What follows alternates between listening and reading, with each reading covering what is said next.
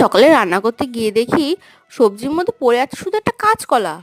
কালকে তো মনেও ছিল না সবজি রান্নার কথা, কি করি ভাবতে ভাবতে দেখি যে আজকে রান্না করার জন্য যে চিংড়ি মাছটা নিয়েছিলাম, ভাবলাম সেখান থেকে কয়েকটা চিংড়ি মাছ দিয়ে কলা দিয়ে একটু তরকারি করি। কারণ কলা ভাজা করলে ওই ভাজা দিয়ে তো আর সবার ভাত খাওয়া হবে না, একটু ঝোল ঝোল তরকারি হলে তাও বা একটু ভাত খাওয়া হয়ে যাবে।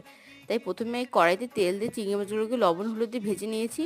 এবার ওই তেলের মধ্যে কেটে রাখা কলাটাকে দিয়ে তার মধ্যে দিয়ে দিচ্ছি একটা কাঁচা লঙ্কা চিড়ে, আর দিয়ে দিচ্ছি পরিমাণ মতো লবণ আর হলুদ। কলাটাকে একটু ভাজা ভাজা করে দিয়ে দিচ্ছি পরিমাণ মতো জল। জল ফুটে উঠলে ওর মধ্যে চিংড়ি মাছটাকে দিয়ে একটু নাড়িয়ে চাড়িয়ে নামিয়ে নিয়ে কড়াইতে আরেকটু তেল দিয়ে তার মধ্যে দিয়ে দিয়েছি জিরে। জিরেটাকে একটু ভাজা ভাজা করে কিছুটা জিরে তুলে রেখে আর বাকি জিরেটার মধ্যে তরকারি দিয়ে ভালো করে ফুটিয়ে নামানোর আগে ভেজে রাখা জিরেটাকে ভালো করে গুঁড়ো করে মিশিয়ে দিয়ে নামালেই তৈরি আমাদের চিংড়ি মাছ দিয়ে কলার তরকারি। এই তরকারি দিয়ে এক থালা ভাত খাওয়া হয়ে যাবে। তোমরা কে কে কলা খেতে পছন্দ করো?